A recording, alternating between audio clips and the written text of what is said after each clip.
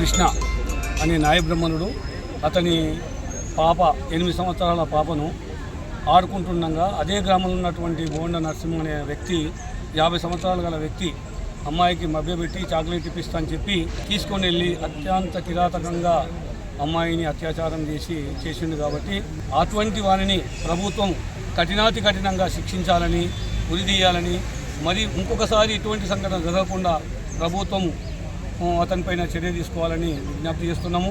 మరియు అతడు చాలా బీద కుటుంబానికి చెందినటువంటి వ్యక్తి, ఏమి లేనటువంటి వ్యక్తి.